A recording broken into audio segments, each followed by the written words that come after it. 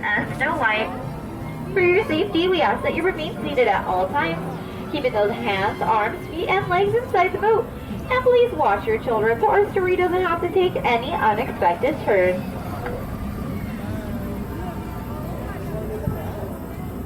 Now, most people travel to magical places through the pages of a book, down a rabbit hole, or even with a little pixie dust, but today we'll be visiting in person. So it looks like we're entering the belly of Monstro the whale, the very same whale who swallowed Pinocchio. We're actually being transported to a magical place called Storybook Land.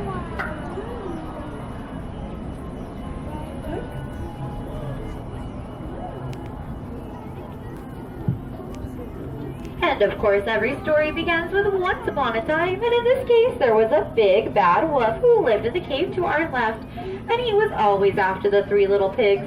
Luckily, they lived across the way in those three houses, one made of straw, one made of sticks, and one made of guaranteed wolf-proof bricks.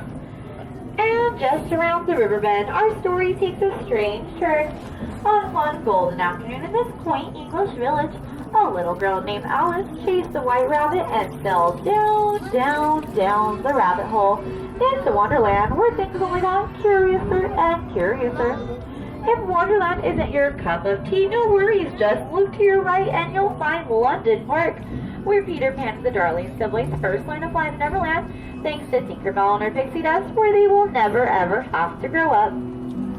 Up ahead is Agrabah, city of mystery and enchantment, where a street rat named Aladdin first bumped into Princess Jasmine in the marketplace, and after stealing a loaf of bread, he was also able to steal her heart. With the help from the genie and, of course, the power of true love, the two now live happily ever after in the Sultan's palace atop the hill.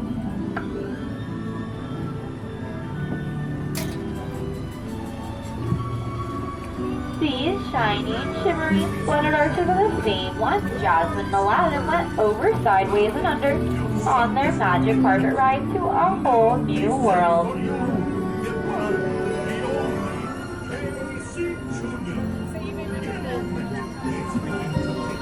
Every story has a dark space, and in this dark space is the Cave of Wonders, which is said to have an evil curse that can only be lifted by the genie. Legend has it if you can set him free by rubbing that magic lamp, he can grant you 3 wishes. Close your eyes and make a wish. Let's see if it can come true.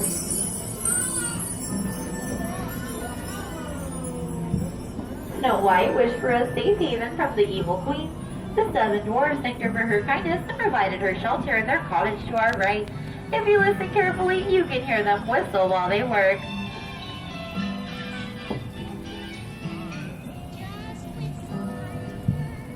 Cinderella wished to go to the ball, and with a little bibbidi-bobbidi-boo, her fairy godmother granted her that wish.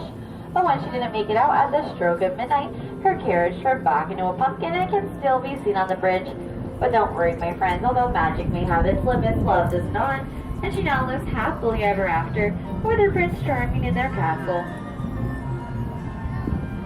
Some dream of a happily ever after, while others dream of falling asleep on hills of quilted flowers, like those to our left, inspired by the 1933 silly symphony cartoon Lullaby Land.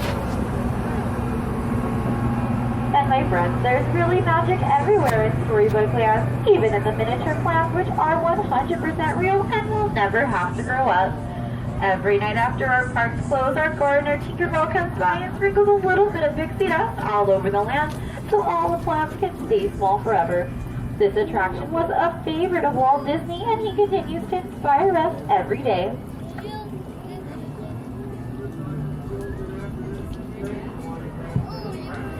Now, some of you may know a bad driver, but I know the absolute worst driver, and his name is J. Thaddeus Toad, whose stately manner is seen to our left. But I'm sorry, folks, it looks like Mr. Toad isn't home right now. He's probably off on his motor car on a wild ride to nowhere in particular. In the Kingdom of Arendelle resides 2 sisters named Anna and Elsa, who learn the power of love and family can weather any storm. They learn to let it go and will continue to ask each other, do you want to build a snowman? In the Alpine village ahead, a woodcarver named Geppetto wished upon a star for his puppet Pinocchio to be a real-life boy. And after Pinocchio saved Geppetto from the belly of Monstro the whale, the blue fairy granted him that wish. And finally is my favorite resident of Storybook Land. A little mermaid named Ariel wished to leave her life under the sea and become part of our world. She traded in her bare fins for fair feet, and up on that shore she took her first unsteady steps. She now lives happily ever after with her Prince Eric in their castle. Her story began under the sea in the underwater city of Atlantica to our left, where her father, King Triton, and her fishing friends, Flounder and Sebastian, lived to this day. As we approach the dock and our story comes to a close, I would like to remind you all to remain seated, keeping those hands, arms, and fingers inside the boat. Now please wait to stand until my count of 3, so we all don't go under the sea. On behalf of all storytellers, I wish you all a happily ever after and a magical day here at Disneyland.